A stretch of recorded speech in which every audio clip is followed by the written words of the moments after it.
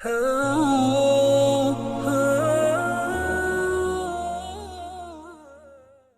نے جو متعدد مواقع سے آیات مبارکہ آپ کو سنائی کہ ہر جگہ پر چوٹی کی چیز صبر ہے، آخری چیز جو بیان ہوتی ہے وہ صبر ہے۔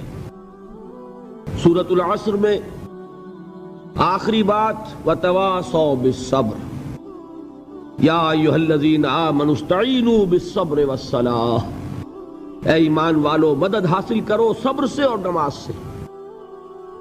ان اللہ مع الصابرین، اللہ تعالیٰ صبر کرنے والوں کے ساتھ ہے۔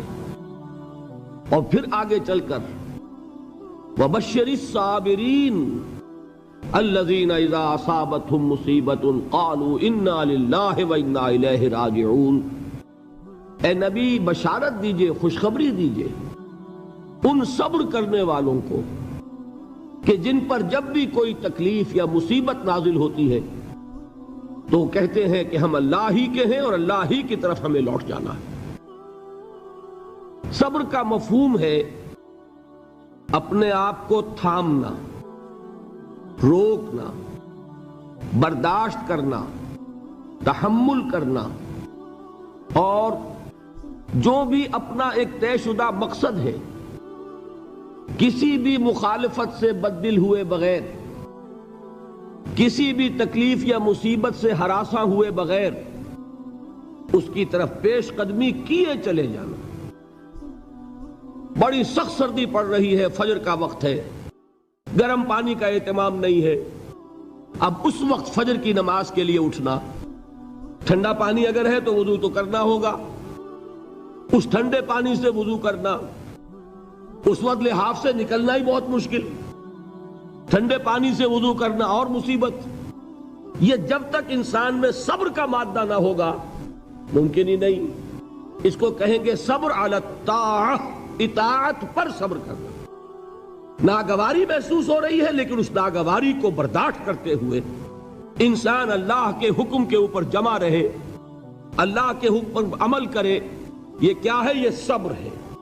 اگر یہ صبر نہیں ہے تو ظاہر بات ہے کہ انسان اللہ کے اس حکم پر عمل نہیں کر سکے گا۔ صبر کا مادہ نہیں ہوگا تو آپ کام نہیں کر سکیں گے۔ اور اسی کا ایک دوسرا رخ ہے، جب آپ دعوت حق کے لیے کھڑے ہوں گے پہلا قدم کیا آتا ہے؟ استہزاء، تمسخر، مذاق اڑانا، جس کی میں مثال اب دینا چاہتا ہوں محمد الرسول اللہ صلی اللہ علیہ وسلم کی شخصیت سے۔ دیکھیے ہم کیا اور ہماری بساط کیا، ہم کیا مبلغ ہوں گے، کیا داعی ہوں گے، ہمارے اپنے دامن پر داغ ہوتے ہیں، لیکن یہ کہ محمد الرسول اللہ کے دامن پر کوئی داغ تھا؟ ان کو تو سارے مکے والے الصادق الامین کہتے تھے، نہایت محبوب شخصیت تھے، ان کے لیے تو جا صادق، جا الامین، یہ الفاظ سننے میں آتے تھے، آنکھوں کا تارا۔ لیکن جب آپ نے دعوت اب شروع کی، اب قرآن مجید میں دیکھیے کسی نے کہا مجنون ہو گئے، دماغ خراب ہو گیا، پاگل ہو گئے، اجی شاعر ہیں، کچھ شعر جوڑ لیتے ہیں ہم پر دھوس جماتے ہیں۔ کسی نے کہا ساحر ہے، کچھ جادو سیکھ لیا ہے، یہاں تک کہ ایسے بدبخت بھی پیدا ہوئے، قرآن میں ہے ساحر کذاب، سحر کرنے والا جادوگر نہایت جھوٹا۔ یہ الفاظ کہے جا رہے ہیں کس کی شان میں؟ محمد الرسول اللہ صلی اللہ علیہ وسلم۔ قرآن میں نقل کیا گیا یا ایھا الذی نزل علیہ الذکر انک لمجنون۔ کبھی آپ نے اس کا ترجمہ سوچا؟ اے وہ شخص، دیکھیے تصور کیجئے حضور جا رہے ہیں، تشریف لے جا رہے ہیں، کسی دعوت میں ہے، تبلیغ میں، یا ویسے ہی تشریف لے جا رہے ہیں، اور کوئی ایک جمگھٹا ہے لوگوں کا، ادھر سے فقرہ آتا ہے، تیر کی طرح لگتا ہے دل میں جا کر محمد کے صلی اللہ علیہ وسلم۔ اے وہ شخص جس کا یہ خیال ہے کہ اس پر کوئی ذکر نازل ہو رہا ہے، ہمارے خیال میں تو تمہارا دماغ خراب ہو گیا ہے۔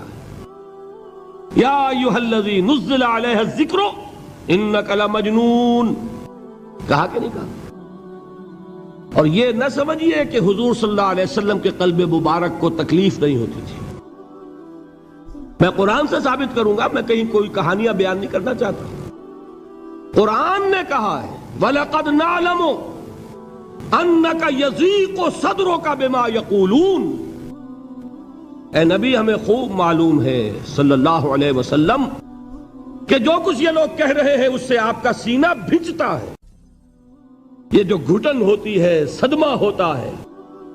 أَنَّكَ يَضِيقُ صَدْرُكَ بِمَا يَقُولُونَ، ہمیں خوب معلوم ہے کہ جو کچھ یہ باتیں آپ کو سننی پڑ رہی ہیں، یہ کڑوی کسیلی باتیں، یہ جو فقرے چست ہو رہے ہیں، استہزاء ہو رہا ہے، تمسخر ہو رہا ہے. سورہ حجر میں ہے، ایک جگہ کھڑے ہوئے لوگ قرآن کا مذاق اڑا رہے ہیں. بھائی فلاں آیت تم لے جانا، فلاں آیت میری ہوگی. اس کے ٹکڑے کر رہے ہیں، اس کے ٹکڑے حصے بکھرے کر کے قیمہ بنا کر ان آیات کا تمسخر اڑا رہے ہیں. ایک جگہ قرآن مجید میں مذکور ہے کہ فرشتوں کا مذاق اڑ رہا ہے. بھائی یہ دیکھو محمد نے کہا ہے صلی اللہ علیہ وسلم کہ جہنم پر تو کل 19 فرشتے ہیں، علیہا 19 قرآن میں آیت نازل ہوئی. ایک پہلوان کہتا بھائی 10 کو تو میں سنبھال لوں گا، باقی 9 کا تم انتظار کر لو. یہ باتیں آ رہی ہیں حضور کے کانوں میں. کلام الہی کے ساتھ کیا سلوک ہو رہا ہے، مجھ پر کیا فقرے چست کیے جا رہے ہیں، مجھ پر جس طریقے سے استہزاء اور تمسخر کا رویہ اختیار کیا گیا ہے. دل بھج رہا ہے، دل میں صدمہ ہے. دیکھیے سورہ نون ہے، اور میرے نزدیک یہ دوسری وحی ہے جو حضور پر نازل ہوئی ہے. اس کی ابتدائی آیات نون والقلم وما یسطرون ما انت بنعمت ربک بمجنون وان لک لاجرا غیر ممنون وانک لعلی خلق عظیم فستبصر ویبصرون بأیکم المفتون ان ربک هو یعلم بمن ضل عن سبیلہ وهو اعلم بالمہتدین. نون قسم ہے قلم کی اور جو کچھ یہ لکھتے ہیں. اے نبی آپ اپنے رب کی نعمت سے مجنون نہیں ہیں. یہ کیوں کہا جا رہا ہے؟ حضور کو جو صدمہ پہنچا ہے وہی نازل ہوئی ہے دل جوئی کے لیے، تسلی کے لیے. آپ کیوں برا منا رہے ہیں؟ اے نبی آپ کیوں صدمہ اور رنج اور اندوہ محسوس کر رہے ہیں؟ ان بدبختوں کے کہنے سے کوئی آپ مجنون ہو جائیں گے؟ مانتا بے نعمت ربک بمجنون وَإِنَّ لَكَ لَأَجْرًا غَيْرَ مَمْنُونَ. آپ کو جو یہ صبر کرنا پڑ رہا ہے، آپ کو جو یہ جھیلنا پڑ رہا ہے، اس کی وجہ سے آپ کو وہ اجر ملے گا جس کا سلسلہ کبھی منقطع نہیں ہوگا. وَإِنَّكَ لَعَلَىٰ خُلُقٍ عَظِيمٍ، اور اے نبی آپ تو خلق عظیم کے حامل ہیں. آپ کا اخلاق، آپ کا کردار، آپ کی سیرت، آپ کی شخصیت میں طہارت، نفاست، پاکیزگی، آج تک دنیا نے کوئی پاگل، کوئی مجنون ایسا بھی دیکھا؟ یہ ساری باتیں اللہ تعالیٰ حضور کی دلجوئی کے لیے فرما رہے ہیں. اس سے آپ اندازہ کیجئے کہ کتنا صدمہ ہوتا ہوگا. یہی ہے، اس ساری چیز کو جمع کیجئے تو یہ چیز کیا ہے؟ وَاصْبِرْ عَلَىٰ مَا يَقُولُونَ وَاهْجُرْهُمْ هَجْرًا جَمِيلًا. صبر کرو اے نبی، صبر کرو اے محمد صلی اللہ علیہ وسلم، جھیلو اور برداشت کرو اس پر جو یہ کہہ رہے ہیں. یریدون لیطفئوا نور اللہ بافواہہم، یہ چاہتے ہیں کہ اللہ کے نور کو اپنے منہ سے بجھا دیں، پھونکے مار کے ہی بس. نور خدا ہے کفر کی حرکت پہ خندہ زن، پھونکوں سے یہ چراغ بجھایا نہ جائے گا. یریدون لیطفئوا نور اللہ بافواہہم واللہ متم نورہ ولو کرہ الکافرون. یہ چاہتے ہیں کہ اپنے منہ کی پھونکوں سے اللہ کے نور کو بجھا دیں، حالانکہ اللہ تعالیٰ تو اپنے نور کا اتمام فرما کر رہے گا، خواہ ان کافروں کو کتنا ہی ناگوار ہو. اس کی ترجمانی ہے نور خدا ہے کفر کی حرکت پہ خنددن، پھونکوں سے یہ چراغ بجھایا نہ جائے گا. یہی وجہ ہے دیکھیے مکی صورتوں میں خود نبی اکرم صلی اللہ علیہ وسلم کو اتنے مختلف پیرایوں میں صبر کا حکم دیا گیا. کچھ مثالیں میں دے چکا ہوں، وَلِرَبِّكَ فَاصْبِرْ، اسی طریقے سے وَاصْبِرْ كَمَا صَبَرَ أُولُو الْعَزْمِ مِنَ الرُّسُلِ، اے نبی صبر کیجئے جیسے کہ صبر کیا ہمارے اولو العزم رسولوں نے. وَاصْبِرْ وَمَا صَبْرُكَ إِلَّا بِاللَّهِ، اے نبی صبر کیجئے اور آپ کا صبر تو اللہ ہی کے سہارے ہے. وَاصْبِرْ لِحُکْمِ رَبِّكَ، یہ سورہ نون جس کی ابتدائی آیات میں نے آپ کو سنائی، نون والقلم وما یسطرون ما انت بنعمت ربک بمجنون، اس کا اختتام کیا ہوتا ہے؟ وَاصْبِرْ لِحُکْمِ رَبِّكَ وَلَا تَكُنْ كَصَاحِبِ الْحُوتِ اذ نَادَىٰ وَهُوَ مَكْظُومٌ. اے نبی صبر کیجئے اپنے رب کے فیصلے کا، انتظار کیجئے اور اس مچھلی والے کے مانند نہ ہو جائیے. مچھلی والا کون؟ حضرت یونس علیہ السلام. مچھلی والے نے اپنے دینی حمیت اور غیرت جو تھی اس کی وجہ سے اللہ کے حکم کا انتظار نہیں کیا، اپنی قوم کو چھوڑ کر چل دیے. نبی کا، رسول کا یہ معاملہ ہوتا ہے. جیسے کہ آپ کو معلوم ہے کوئی افسر ہے کسی حکومت کا، وہ اپنی پلیس آف ڈیوٹی کو نہیں چھوڑ سکتا. He must stick to his place of duty. بڑے افسرز کے لیے تو یہ بہت بہت اہم بات ہے. تو اے رسول، جہاں آپ کو ہم نے تعینات کیا ہے آپ وہاں سے ہل نہیں سکتے کہ ذرا مخالفت ہوئی، لوگوں نے فقرے چست کیے اور آپ کہیں اور چل دیے. دفعہ ہوئیے، یہ بات نہیں سننا چاہتے، میں کسی اور کو سناؤں گا. ہو سکتا ہے نا؟ ہم تو کرتے ہیں نا یہ، اس لیے کہ ہمیں تو اللہ نے کہیں تعینات تو نہیں کیا نا. اگر ایک جگہ کے لوگ بات نہیں سنتے، چلو بھائی ہم کہیں اور جائیں گے، وہاں بات سنائیں گے. لیکن رسول کا معاملہ ہوتا ہے جو اس کی پلیس آف اپوائنٹمنٹ ہے، he cannot leave his place without the express permission of Allah subhanahu wa ta'ala. آپ نے یہ سنا ہوگا، سیرت کی تقاریر میں پڑھا ہوگا کہ مدینے کی طرف ہجرت کی اجازت حضور نے تمام صحابہ کو دے دی، خود منتظر رہے جب تک کہ اللہ کی طرف سے اجازت نہیں آ گئی. حضرت ابو بکر پوچھتے رہتے تھے حضور اجازت آ گئی کہ نہیں؟ نہیں ابھی نہیں آئی. حضور اذن آ گیا؟ نہیں آیا. ابھی نہیں آیا. حبشہ کی طرف سب کو بھیج دیا، اجازت دے دی جو جانا چاہے چلا جائے. حضور کی صاحبزادی جو حضرت عثمان کے نکاح میں تھی وہ بھی ہجرت کر رہی ہیں، لیکن حضور تو نہیں گئے. رسول نہیں چھوڑ سکتا اپنی جگہ کو. یہاں تک کہ تمام تقریباً صحابہ چلے گئے، حضور رہ گئے، حضرت ابو بکر رہ گئے، حضرت علی رہ گئے. اور حضرت ابو بکر پوچھ رہے ہیں بار بار اجازت آئی یا نہیں؟ نہیں ابھی نہیں آئی.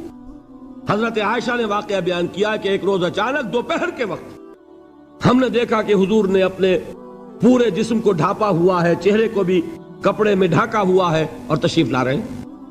یہ اس میں تعجب کی بات یہ کہ عرب میں آج بھی آپ کو معلوم ہے کہ یہ چیز جو ہے ان کی روایات کے خلاف ہے کہ دوپہر کے وقت کوئی کسی سے ملنے جائے. یہ وقت جو ہے قیلولے کا ہے، آرام کا ہے. تو این ٹھیک دوپہر کے وقت تشریف لائے حضور. آپ نے آ کے حضرت ابو بکر سے فرمایا کہ اجازت آ گئی ہے.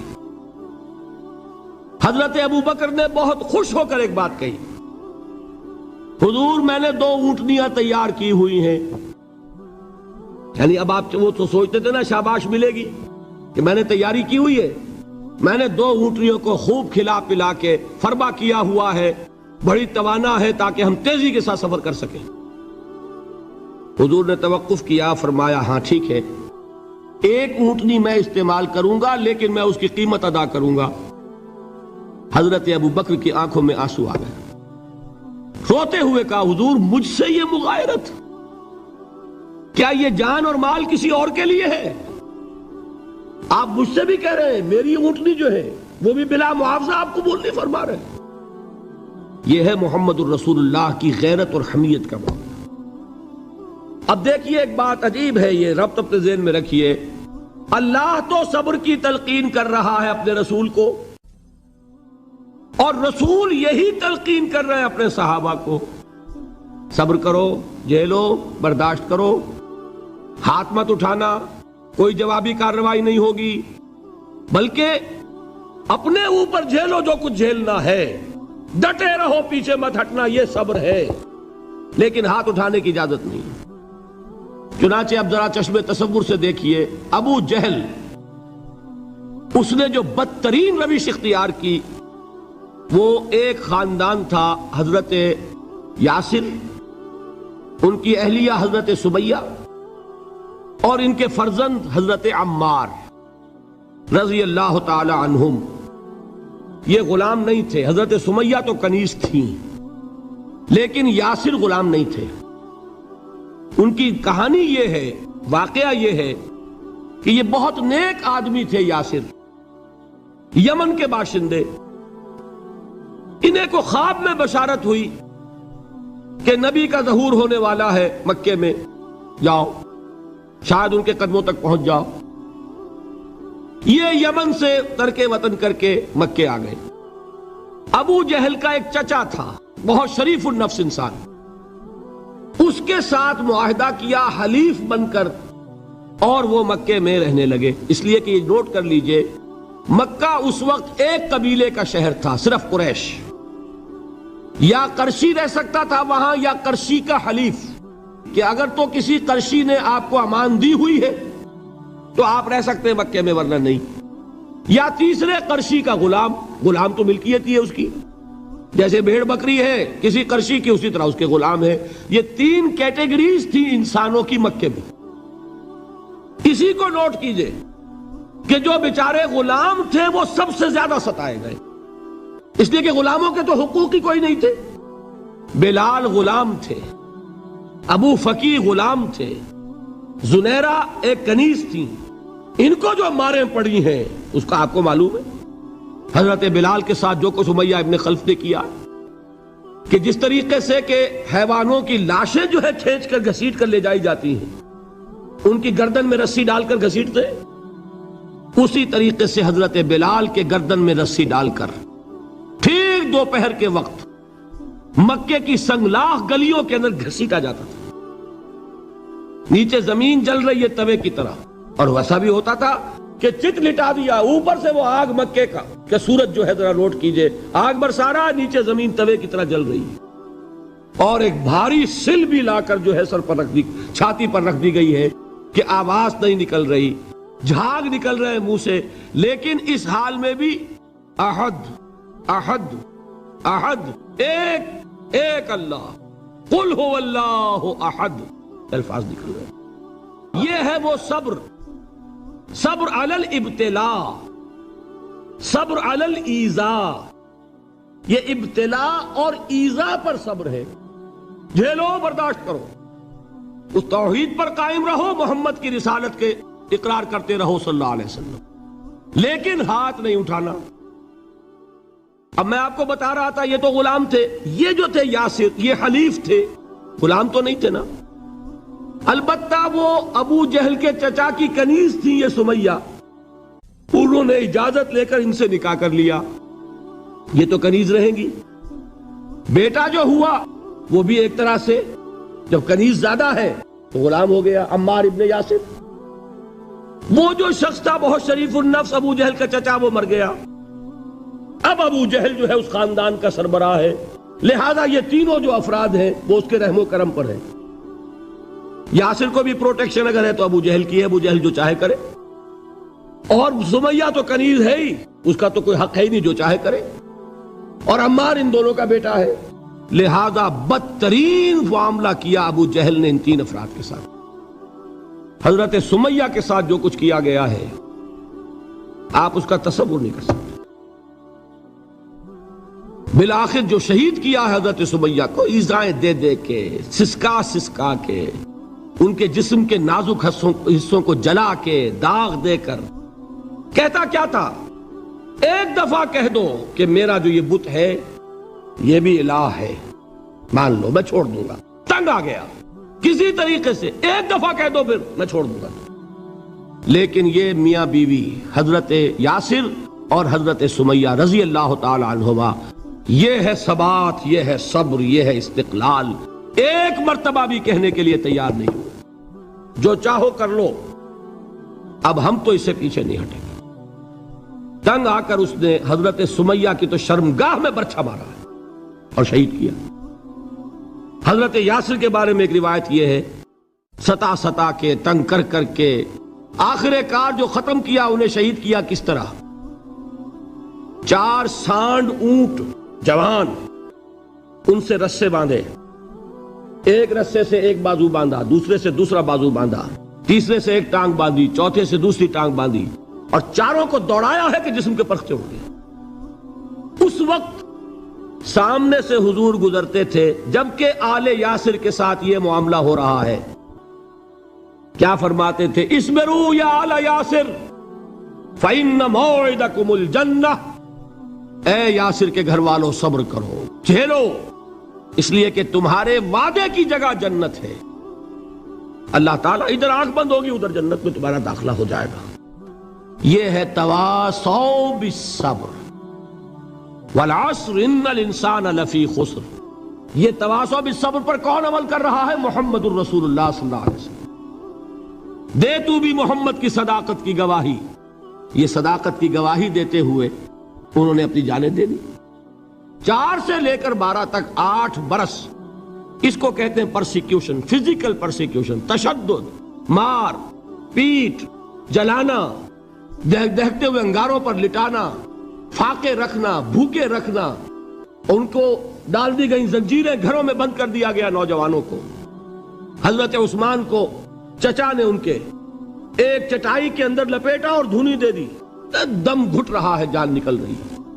حضرت مصعب بن عمیر رضی اللہ تعالی عنہ، وہ نوجوان 200 درہم کا جوڑا ان کا سل کر آتا تھا شام سے تیار ہو کر، لباس معطر ہوتا تھا، جدھر سے نکل گیا پوری گلی جو ہے وہ معطر ہو گئی، انگلیاں اٹھ رہی ہیں، وہ جا رہا ہے مصعب، یہ خوشبو اس کی ہے۔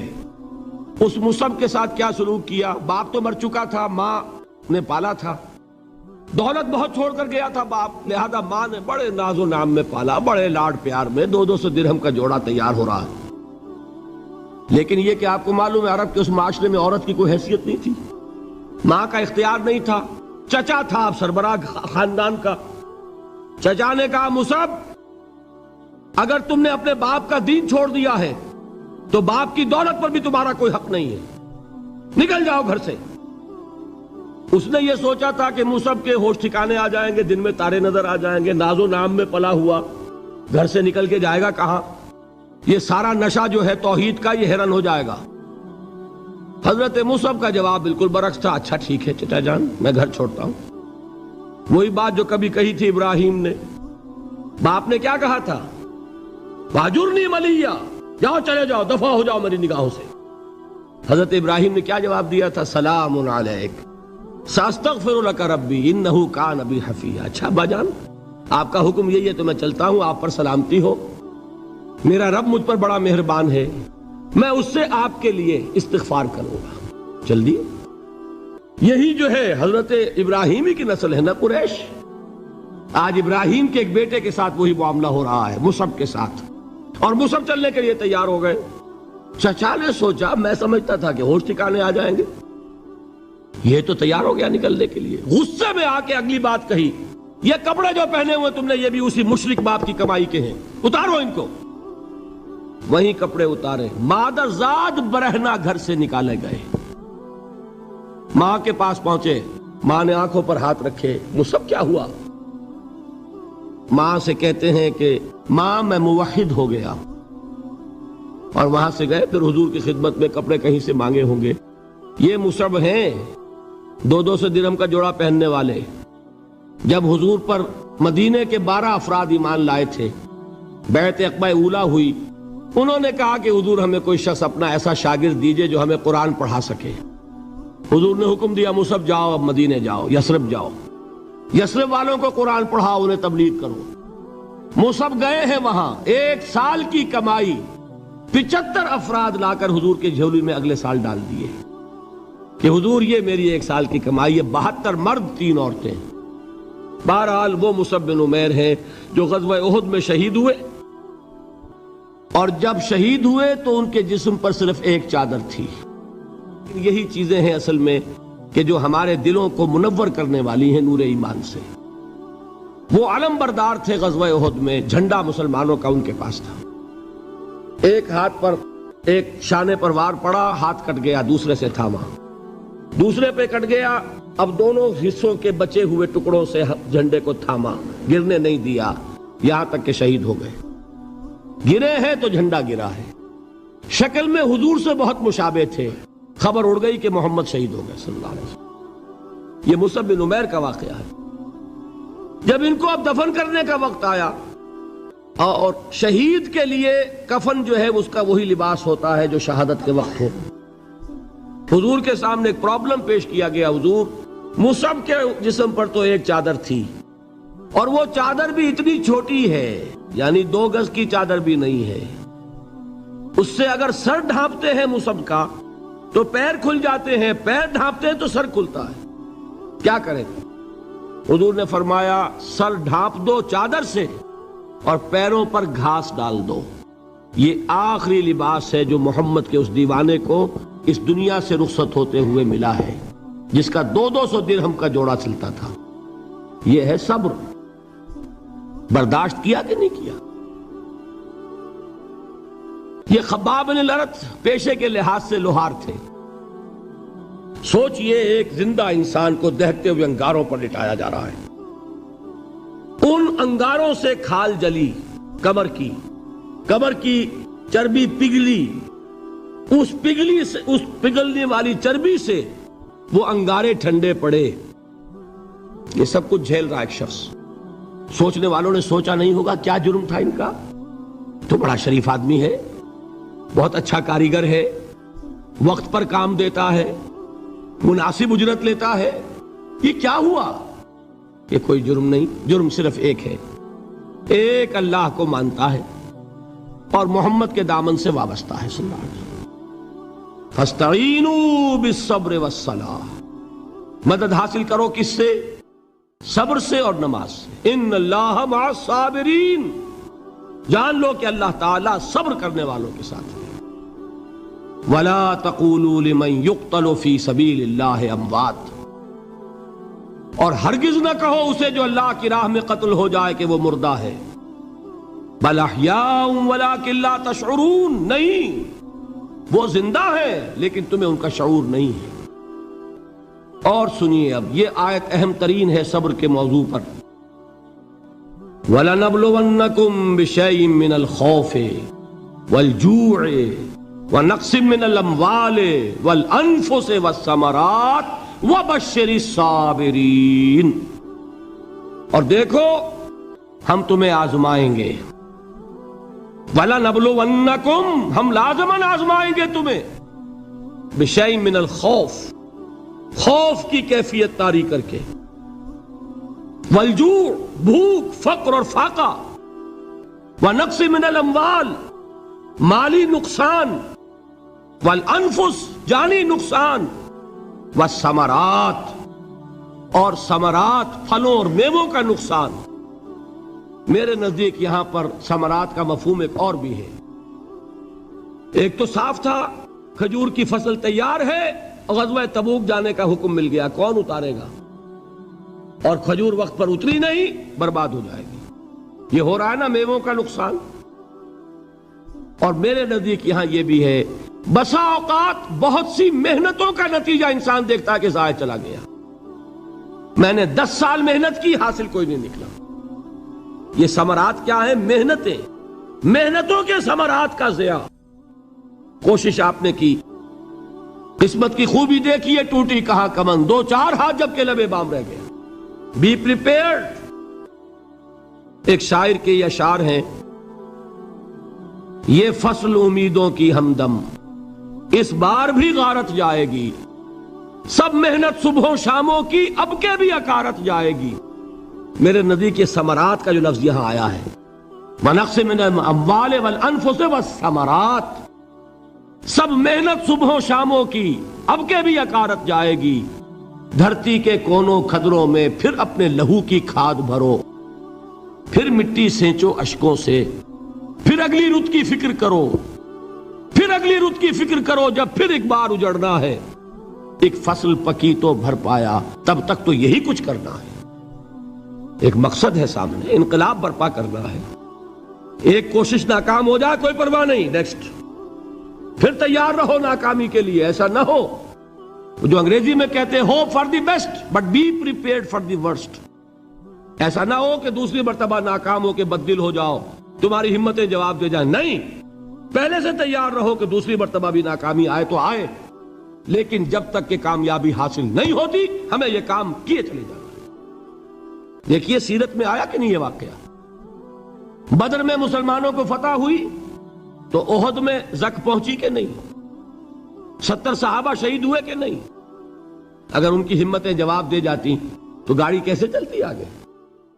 تو فرمایا وَلَنَبْلُوَنَّكُمْ بِشَيْءٍ مِّنَ الْخَوْفِ وَالْجُوعِ وَنَقْصٍ مِّنَ الْأَمْوَالِ وَالْأَنفُسِ وَالثَّمَرَاتِ، ہم تمہیں لازماً آزمائیں گے خوف کی کیفیت سے، فقر و فاقے کی کیفیت سے، بھوک سے، جان کے نقصان سے، مال کے نقصان سے، محنتوں کے حاصل کے ضائع ہو جانے سے۔ وَبَشِّرِ الصَّابِرِينَ، اور اے نبی بشارت دیجئے صبر کرنے والوں کو، الَّذِينَ إِذَا أَصَابَتْهُمْ مُصِيبَةٌ، وہ کہ جب ان پر کوئی تکلیف آئے، کوئی مصیبت آئے، کوئی آزمائش آئے، قَالُوا إِنَّا لِلَّهِ وَإِنَّا إِلَيْهِ رَاجِعُونَ، وہ یہ کہیں کہ ہم اللہ ہی کے ہیں، اللہ ہی کی طرف لوٹ جانا ہے۔ یہ وہی انداز ہے جو میں نے فارسی کا شعر سنایا تھا آپ کو کہ سرے تسلیم خم ہے جو مزاج یار میں آئے، وہ ہمارا مولا ہے، ہمارا آقا ہے، اگر اسے یہی منظور ہے تو ہمیں بھی یہی منظور ہے۔ میں نے تسلیم و رضا کی بات کی تھی نا، آپ کو کچھ شعر سنائے تھے، ایک شعر اور سنیے، اور یہ کس کا ہے؟ محمد علی جوہر کا۔ ایک مرتبہ جیل گئے، ان کی ایک بیٹی جوان بیمار ہوئی، فوت ہو گئی، باہر چھوڑا انگریز نے، جاؤ بھائی دفن کر دو بیٹی کو۔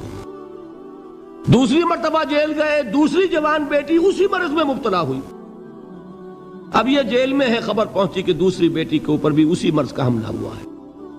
ایک نظم لکھی ہے جس کا آخری شعر یہ ہے، تیری صحت ہمیں منظور ہے لیکن اس کو نہیں منظور تو پھر ہم کو بھی منظور نہیں۔ یہ ہے، جب تک یہ کیفیت نہ ہو اس میدان میں آدمی ثابت قدم نہیں رہ سکتا کہ میرے رب کو اگر یہ منظور ہے تو یہی مجھے منظور ہے، اور تیری صحت ہمیں چاہیے تو ضرور لیکن ہمارے رب کو منظور نہیں تو ہمیں بھی منظور۔ راضی برضائے رب۔ وَبَشِّرِ الصَّابِرِينَ الَّذِينَ إِذَا أَصَابَتْهُمْ مُصِيبَةٌ قَالُوا إِنَّا لِلَّهِ وَإِنَّا إِلَيْهِ رَاجِعُونَ، نہ شود نصیب دشمن کے شود ہلاک تیغت، سر دوستہ سلامت کے تو خنجر آزمائی۔ اولئک علیہم صلوات من ربہم ورحمہ، یہی ہے وہ لوگ جن پر ان کے رب کی طرف سے عنایتیں ہیں اور رحمتیں ہیں۔ وَأُولَئِكَ هُمُ الْمُهْتَدُونَ، اور یہی ہے وہ لوگ جو کامیاب ہونے والے ہیں، ہدایت پانے والے، ہدایت یافتہ۔ وَالصَّابِرِينَ فِي الْبَأْسَاءِ وَالضَّرَّاءِ وَحِينَ الْبَأْسِ، اور صبر کرنے والے، اصل نیکی ان کی ہے، جسمانی تکلیفوں میں صبر کرنے والے، فقر اور فاقے میں صبر کرنے والے، اور جنگ کے وقت صبر کرنے والے۔ اولئک الذین صدقوا واولئک هم المتقون، یہ ہے وہ لوگ جو صبر کرنے والے ہیں، یہ ہے جو سچے ہیں، جو اپنے دعوے میں نیکی کے اور ایمان کے صادق ہیں، اور یہی وہ لوگ ہیں جو متقی۔ اللہ تعالیٰ نے کیسے کیسے مسلمانوں سے کہا، مسلمانوں تمہیں زک پہنچی ہے تو انہیں بھی تو پہنچی تھی، ان کے 70 نہیں مارے گئے تھے بدر میں، ان کے حوصلے جو ہیں وہ تو پست نہیں ہوئے، وہ اگلے سال آ گئے تم پر چڑھائی کر کے، تم کیوں اتنا برا مان رہے ہو؟ تمہارے دل اتنے زخمی کیوں ہو گئے؟ تمہیں تکلیف پہنچتی ہے تو انہیں بھی پہنچتی ہے۔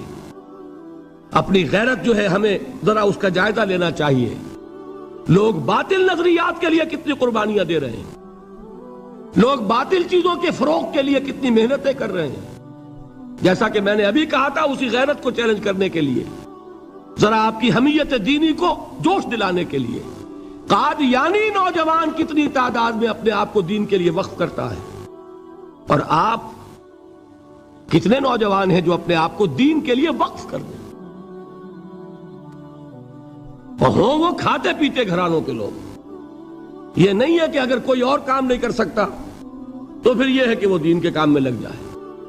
باصلاحیت لوگ، کھاتے پیتے لوگ، ذہنی استعداد رکھنے والے لوگ، اونچے گھرانوں کے لوگ، وہ وقف کریں اپنے آپ کو دین کے لیے، اس کے بغیر کیسے باہر آ جائے گی، کیسے رونق آ جائے گی؟ تو دنیا میں باطل نظریات والے جو ہیں، یہ بات کہی گئی ہے، مسلمانوں تم اگر توحید کے لیے لڑ رہے ہو، دیکھتے نہیں ابو جہل کو، اس نے گردن کٹوائی ہے شرک کے لیے، شرک کے لیے گردن کٹوائے، اور تم توحید کے لیے گردن کٹوانے کو تیار نہ ہو۔ اس نے گردن کٹوائی کہ نہیں کٹوائی؟ اور کس طرح کٹوائی ہے؟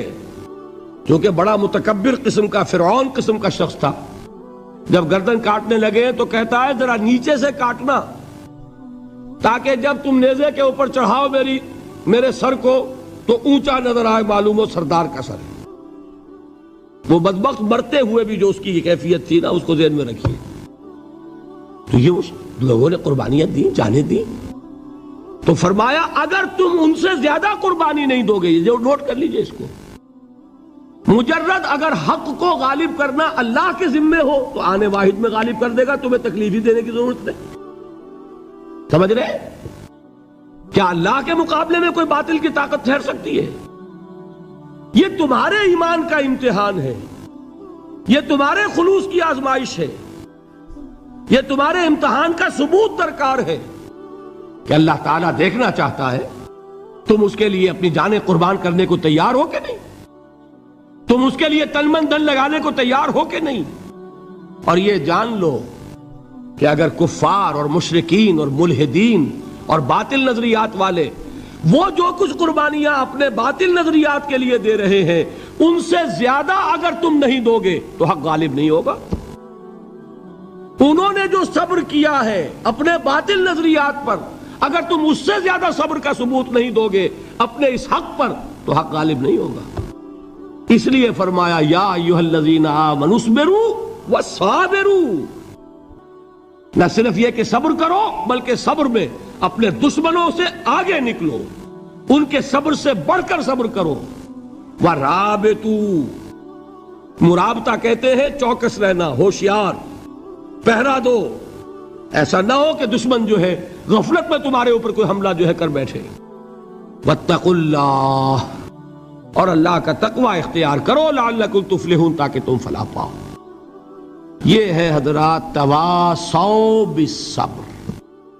میں نے عرض کیا تھا ہر جگہ پر آپ کو چوٹی کی بات صبر ملے گا۔ آیت الکرسی، آیت البر جو میں نے آپ کو سنائی آخر میں، والصابرین فی الباساء والضراء وحین الباس، حامیم سجدہ، وما یلقاها الا الذین صبروا وما یلقاها الا ذو حظ عظیم، اس کے بغیر تو نہیں ہوگا۔